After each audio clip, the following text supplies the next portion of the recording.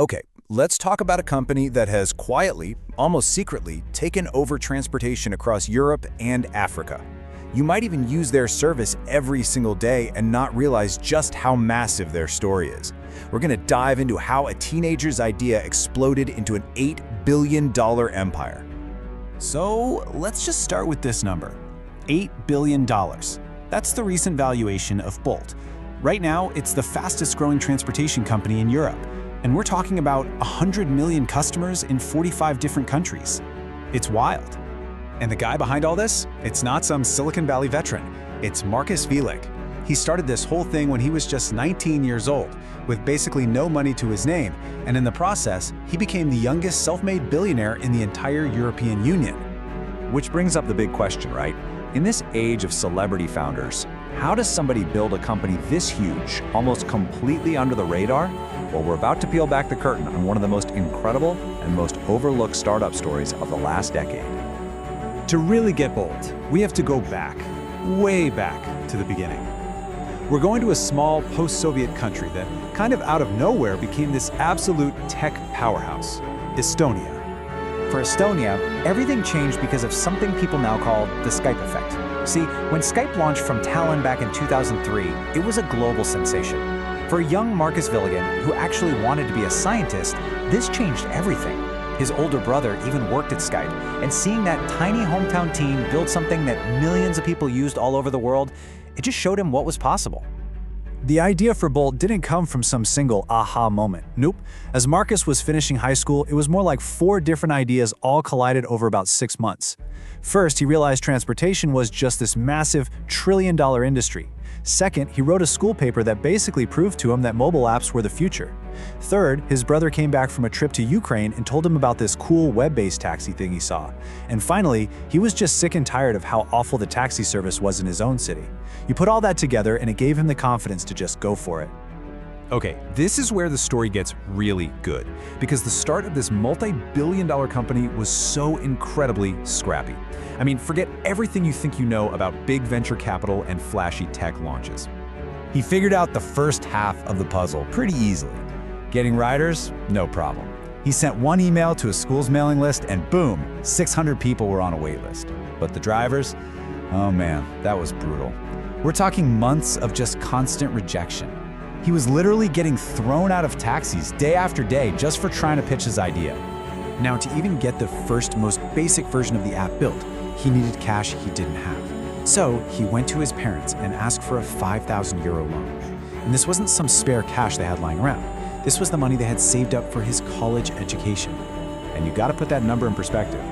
At the time, the average salary in Estonia was only about €700 a month. So this was a massive, almost insane bet for his family. As Markus said himself, it took him weeks to talk them into it. Can you imagine? He was basically gambling his entire future on this little app idea. And this broke startup playbook, man, it was something else. The launch was slow, just 20 rides a day. Their marketing budget? Zero. His girlfriend designed the logo for free. His brother came on to help, and they found their chief technology officer on some obscure online forum. And get this, he was literally the only person who even applied for the job. This company was held together by favors, family, and just pure hustle. But just as they started to get a little bit of momentum, a giant entered the market. And all of a sudden, Bolt faced a threat that honestly should have completely crushed them. So Markus goes out to try and raise some real money for expansion, and he gets the door slammed in his face. Over and over again, every single major VC firm said no. They all thought Uber was this unstoppable force that was just going to take over the entire world. They saw zero room for a tiny little competitor from Estonia. But Markus just wouldn't quit, and that forced him to get really creative. I mean, just look at this contrast. It's insane. While Uber is raising billions from giants like Goldman Sachs and Jeff Bezos, Bolt is being kept alive by tiny investments from random local investors, including, and I'm not making this up, an Estonian forest management company. But this lack of money, it ended up being their secret weapon. It forced them to be absolutely ruthless about efficiency. And here's exactly how that efficiency worked. Uber was paying these massive 6-figure salaries to engineers in Silicon Valley. Bolt? They built their engineering teams in Estonia and Romania, where they could get the same level of talent for 2 to 3 times less. That lower overhead was a game-changing advantage. So, what does that all mean? Well, here's the crucial part.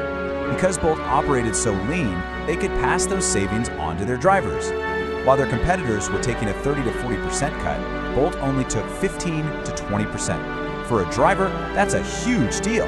It created this massive financial reason for them to join Bolt and to prioritize Bolt rides.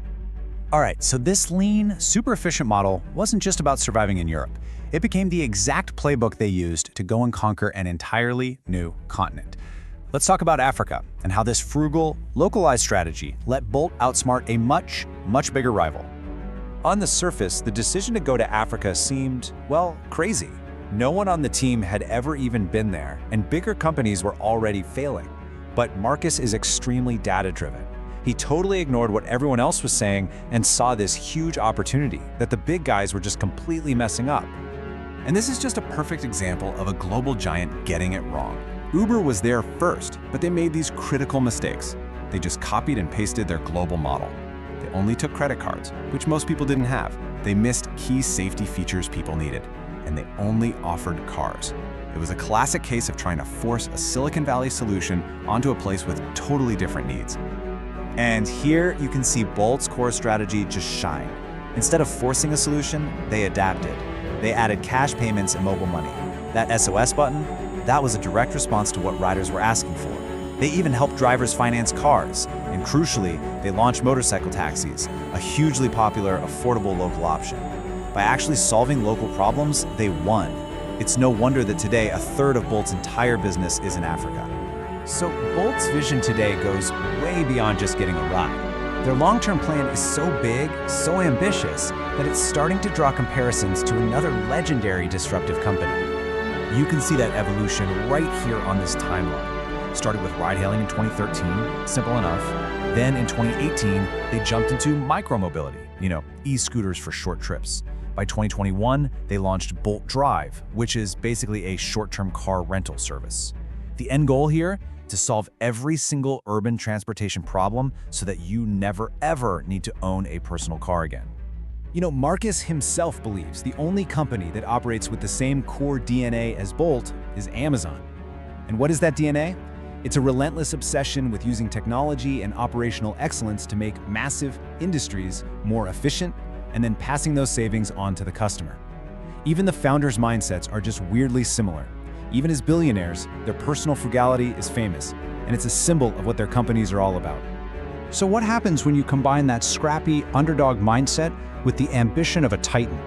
The story of Bolt is so much more than just a business case study.